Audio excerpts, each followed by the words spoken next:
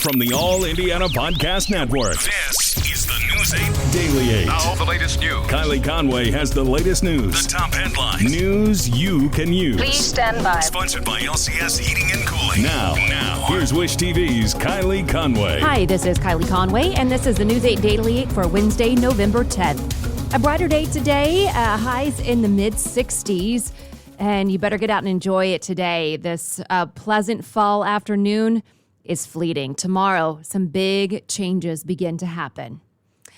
There is a statewide search underway for a teenager missing from Greenwood. Her name is Brenna Campbell. Police say she was last seen just after 2 yesterday afternoon. She's 17, 5'1", 113 pounds with blonde hair and blue eyes, and was wearing pajamas when she disappeared. Greenwood police issued a silver alert for her, saying she may be in extreme danger and may need medical help. A child is hurt after getting hit by a car on the east side of Indianapolis. It happened at the English Avenue South Denny intersection just before 6 last night. Police say the child was on a bike trying to get away from a dog when the child rode out in front of the driver. The child went to Riley Hospital for Children in critical condition. Police say the driver is cooperating with the investigation. And this morning, police are asking for help solving a deadly shooting on the north side of Indianapolis. Police say the victim is a male, but don't know the age yet. Officers found the body just before 8 last night at the intersection of 38th Street and Meridian. According to police on the scene, the victim was found in a passenger seat of a car in a parking lot next to a business. Police are now hoping someone saw something and comes forward. They tell us the community has been playing a role in helping find suspects in recent crimes. That's been a result of the cooperation that we received from members of the community, either victims in the case of aggravated assaults or witnesses in the case of homicides. Police still don't know any other information on who the victim was, any possible suspects, or what led up to the shooting. A federal judge has rejected a request from former President Trump in his effort to keep lawmakers from looking at speech drafts, handwritten notes, call logs, and more. The House panel investigating the Capitol riots wants those documents. A district judge writes that there is a strong public interest in the records. The National Archives plans to turn them over to the House committee Friday unless a higher court prevents it. We look forward as a committee to getting it, and we'll let the evidence based on what we look at, determine guilt or innocence. Trump's attorneys say they'll keep appealing all the way up to the Supreme Court if necessary. The House committee issued subpoenas to 10 more Trump administration insiders Tuesday, including his former press secretary. No word yet if any will cooperate. The NFL is fining the Green Bay Packers, Aaron Rodgers, and wide receiver Allen Lazard for not following COVID-19 protocols. The Packers will pay $300,000. Rodgers and Lazard are facing $14,000 fines. The NFL discovered that Rodgers and Lazard each attended a Halloween party despite being unvaccinated. It's a violation of protocols. The league determined the Packers were aware of the party after the fact and then failed to report the violations. Rodgers appeared on the Pat McAfee show yesterday saying that he takes full responsibility for comments he made that misled people about his vaccination status. A new report says millions more people will be eligible for a COVID-19 booster shot before Thanksgiving. The New York Times writes that the FDA is likely to give the okay to a third dose of the Pfizer vaccine for those who are at least 18 and fully vaccinated. Pfizer's request is based on the early results of a trial of more than 10,000 volunteers. Researchers say a third dose could boost immune response as the effectiveness of the original shots wane over time. The report in the Times says that the FDA is likely to bypass its advisory panel and go straight to a decision. It quotes one member saying the FDA has a good sense of what the panel was initially concerned about with boosters and can now make the judgment on its own. The first night of quarterback Carson Wentz's food truck proves to be a rousing success. The Colts' blue version of Thy Kingdom Crumbs started serving Indianapolis last night. Wentz started his AO1 Foundation and food truck when he was in Philadelphia. It served more than 90,000 meals there.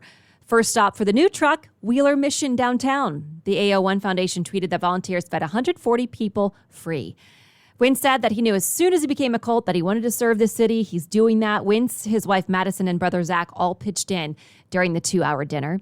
And you can hear Wentz talk about his foundation every week during our Wentz Day conversation. The Colts quarterback joins Anthony Calhoun this evening at 6 for an interview you can only see on News 8. A Central Indiana Radiology Center warns of an alarming increase in breast cancer cases during the pandemic. Now, local doctors are encouraging people to get screened before it's too late. Over 90% of cancer screenings were canceled, delayed, or rescheduled across the country since the pandemic.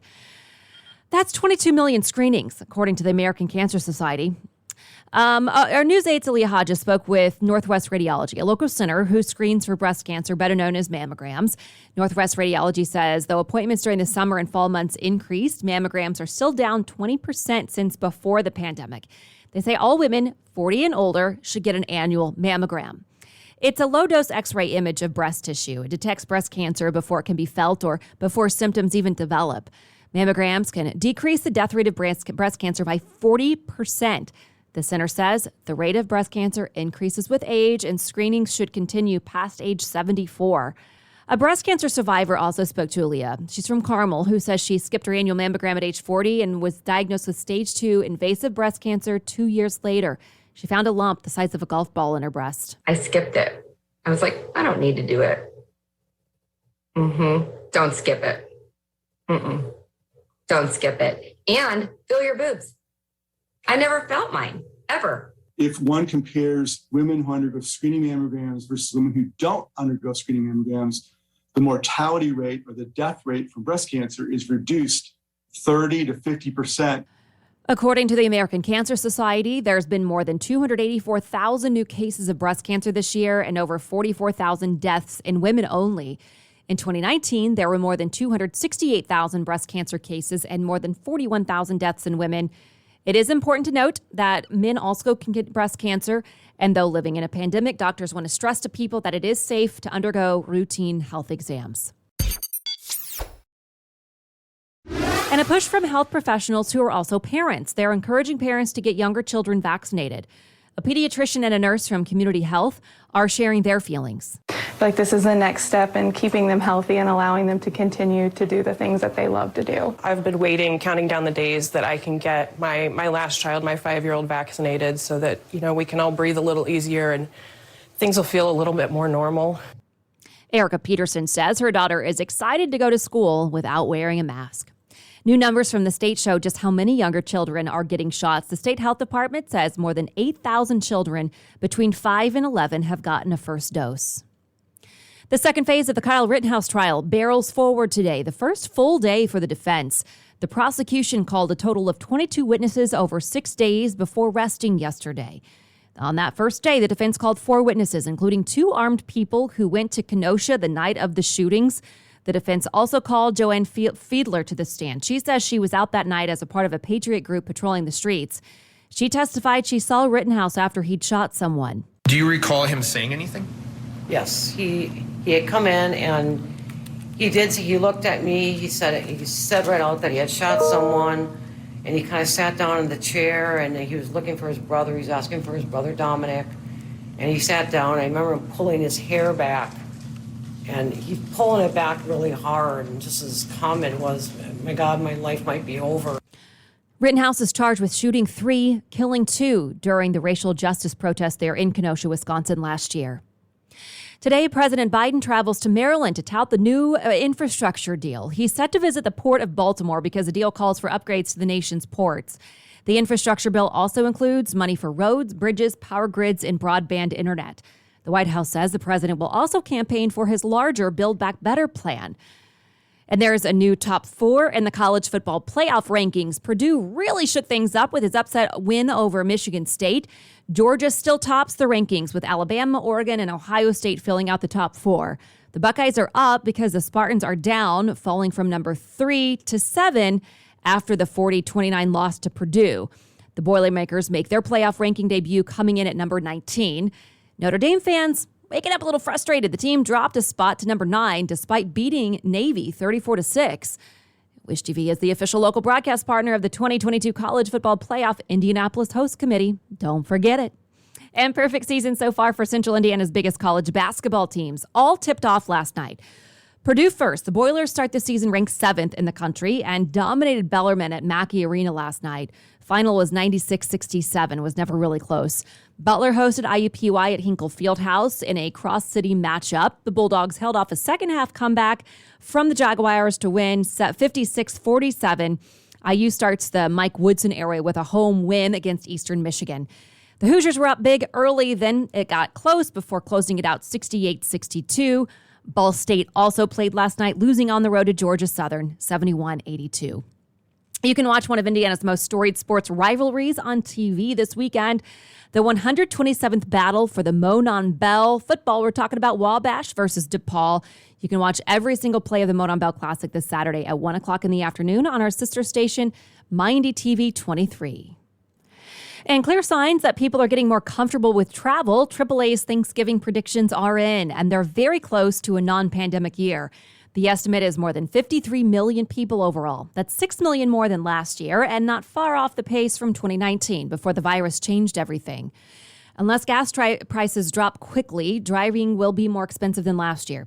We stopped at several gas stations around downtown Indy last night and found a range of prices from the low 330s to 345. AAA's newest gas price numbers show an average of $3.39 across the state.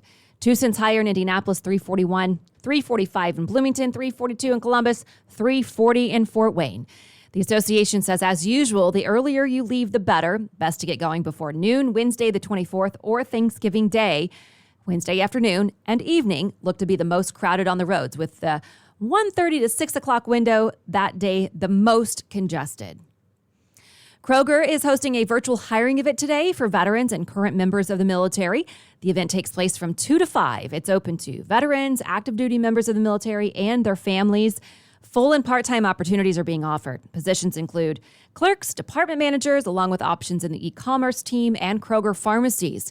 Kroger will also be hosting a hiring fair in Indianapolis and Fort Wayne this Saturday.